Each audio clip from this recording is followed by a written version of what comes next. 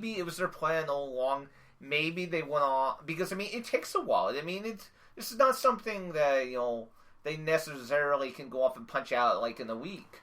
But no, I mean, but I just feel like it by releasing it of what's going on and how why he thinks he's a Hydra agent, so soon after, really destroys the mystery, the wondering, the waiting, the hoping.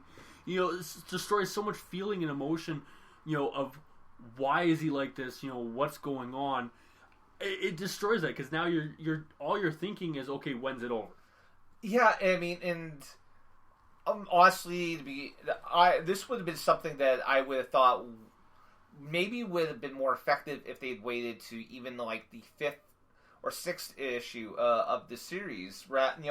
Play this up for a little while, and I mean, again, I think this is almost damage control for what they've done. I mean, I mean, this hasn't necessarily backlashed them because a lot of people have went off and went out and bought this comic. So, in the short run, having him become a Hydra agent has definitely been very beneficial to Marvel. But at the same time, maybe they did decide to go off and to rush this to keep people happy so that they know, okay, when we're done this story, boys and girls, Captain America is going to be a good guy again. See, I think that theory is wrong. And not like I think that's what they did, but I think them thinking it is wrong. Obviously, this first issue was a very high popular. It was very high in demand. Everybody wanted to read it, right? They were, I think they could have kept this going for another 3, another 4 more after this one before they finally revealed, this is why he's like this. This is why it happened. Now you're risking that possibility of the readership of these comic books of this series really dropping because everybody knows, okay, he's going to go back to a good guy. This is how it's, this is what happened. This is that. You lose that suspense. You lose that mystery.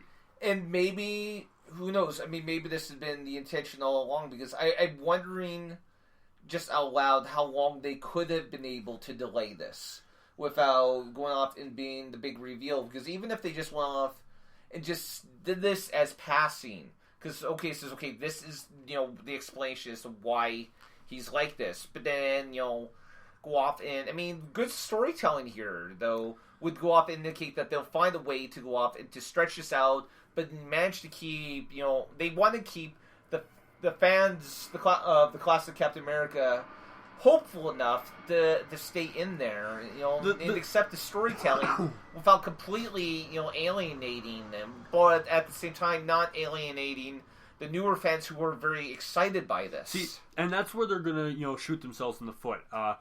You can't please the older fans. The quicker they realize that, the better.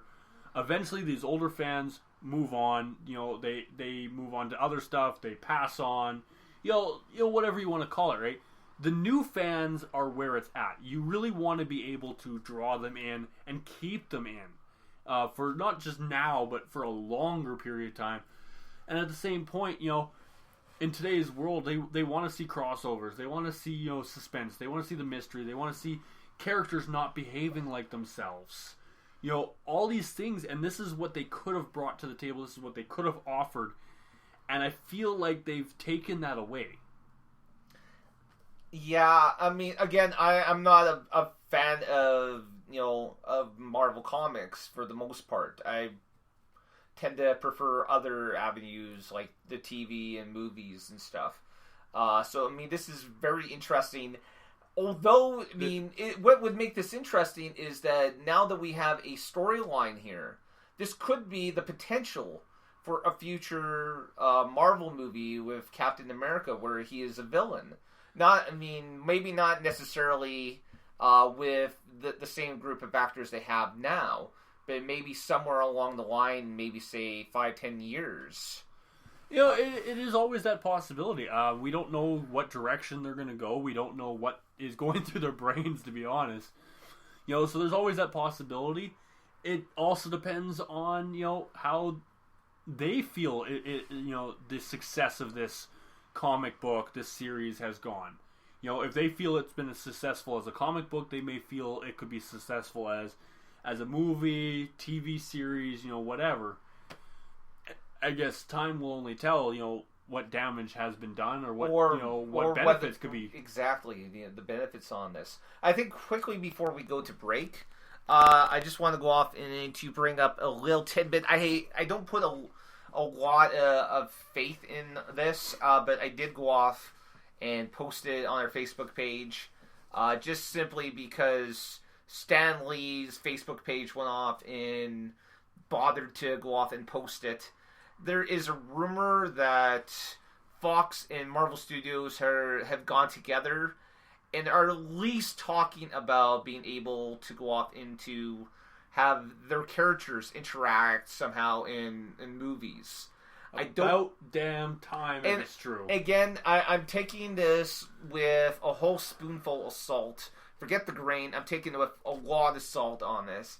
Because I don't necessarily think that this is going to happen. But if it does happen, this would be huge. Because this would then open up pretty much to allow Marvel to go off and have almost every single character. Because the only characters that, I mean, they pretty much now are in partnership with Sony. So they have, you know, doors have been opened up so they can now use all the Spider-Man characters. As long as they're in association with Sony. So by, you know, having association with, you know, Fox, that pretty much opens up the door so they have, you know, everyone within the X-Men mutant universe as well, all included. Yeah, you know, even if it doesn't happen, the fact that they are talking is a really huge step forward. Now, this could be years, this could be months, this could be, you know, this could be never. But, you know, the fact they're talking is a really good sign. And, you know, we can be optimistic, we can be hopeful, but at the same point, don't hold your breath because you may turn blue by then. Exactly. Okay, guys, you know what? We'll be back in about 45 seconds, and we're going to talk a little bit about Star Wars because, hey, we love talking about Star Wars. Oh, absolutely, and a lot more. Yeah, exactly. We got a lot of good stuff to talk about in the second half of the show, so don't you go away.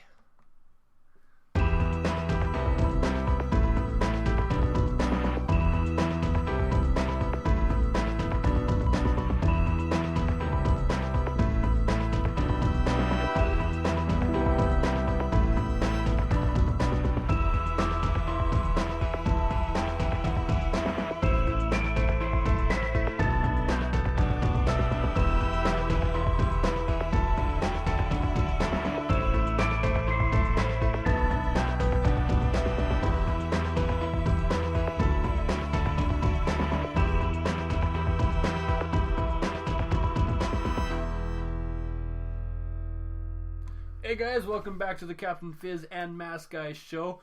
We've had a great first half of the show. We're going to have an even better second half. I don't know if we can top the first half. I don't know. You know, Star Wars, I think, is a really good way to start this. We'll start with the really big news, not so much what we were discussing before the show, but we'll talk about the fact that in Rogue One, James Earl Jones will be back as Darth Vader. So we get to see Darth Vader one more time in Rogue One, which I think is awesome. With, of course, an original voice, which is good but has its downsides as well. Well, who knows how much longer James Earl Jones will be able to do this. The guy seems pretty healthy, so as long as they keep doing, prequel movies, I just don't know how many more he can do on top of this one. I think this is a really unique way of him going out on top, so to speak. Coming back, revising his role as Darth Vader. Jeez, I'm bad with words today. It's not like he's probably going to have a cameo. We haven't even seen Darth Vader in any of the trailers. And I think that's what they're doing. Same with when you look at the trailer for the episode 7. You really didn't see too many of the characters beforehand. You just saw Rey, you saw Finn, BB-8. You saw some of the newer characters, not really focused on all the older ones. Well, it did help that Luke Skywalker was only in the last 3 minutes. But it was the most epic scene ever. It was a pretty good scene. I'm actually quite interested to see where they go from there. And unfortunately, I mean, we still got to wait another year and a half before we see Episode 8. But we get Rogue One with Darth Vader, so, you know, it appeases my geek side. It appeases it. Because, I mean, there was a lot of people who were like, wait a minute, you're going to have a Star Wars movie without the Force? That doesn't sound right. And it is without the Force, but only for her. She is a hero or heroine. Let's just call her a hero. A She's hero of sort. Without the Force, with it, I think is going to be a really unique, twist on this.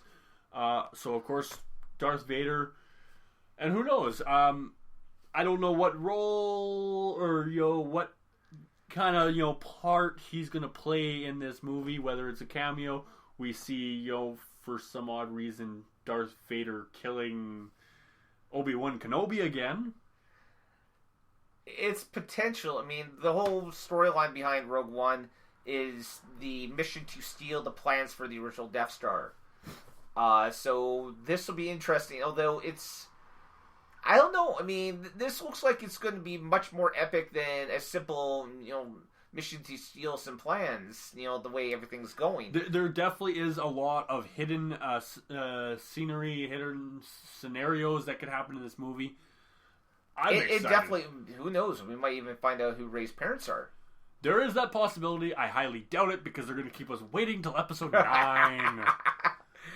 Possible. I heard an interesting theory. There apparently part of a story went off and came out, which is supposedly from the episode 8 script, where Luke goes off and explains to Rey a story behind the original Jedi and the original Sith, which is interesting, where they happened to be a brother and sister who both felt the Force, and the brother felt, was taken over from the dark side.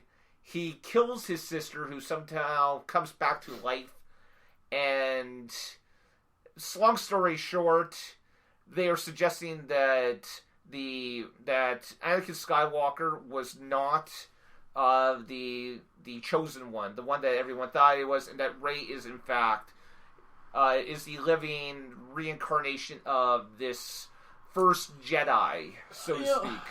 That's a very unique theory. It's not one I've heard before, but there is a lot of speculation if you go back to one of the original ones, Yoda specified that, there's still hope, and that they weren't talking about Anakin, or they weren't talking about Luke. They said there is another. There is another. Originally in the script, Princess Leia was not originally Luke Skywalker's sister. In fact, which is why as the plan for her to be his sister wasn't even something that came up with until Return of the Jedi. Hence the reasons why you see her go off and kiss Luke on a couple of occasions. I think that was actually a very unique twist in the storyline. I thought it was very needed, a very humor. But, yeah, again, though, it wasn't original, because originally George Lucas was planning to do 12 parts. And at the end of Return of the Jedi, Luke was supposed to find out that his sister actually was on the opposite end of the universe. So maybe Rey and Luke are siblings? I don't know. But, I mean, that was the original, but by the time he got to Return of the Jedi, Lucas decided that he just didn't have it in him to go off into, do that many movies, so he condensed it and made Leia Luke's sister. So who knows? So much. That is I remember that, though. I remember reading stories about it, because originally I heard he had originally planned to do 9 films. That's the joy of Star Wars. That's the joy of Star Wars. But I mean, once again, we've kind of, went down the rabbit hole. But it was very useful, because it actually does tie in with the next topic, which is they were talking about more tie-ins between the animated series, the Rebels, I believe it is. Star Wars Rebels, and the movies. Well, I mean, if you've been watching episodes of Star Wars Rebels, you've seen that they've tied in with Clone Wars, especially during Season 2. Ahsoka and and several members of clones have appeared in that. Plus, we've seen Lando Calrissian. Plus, we've seen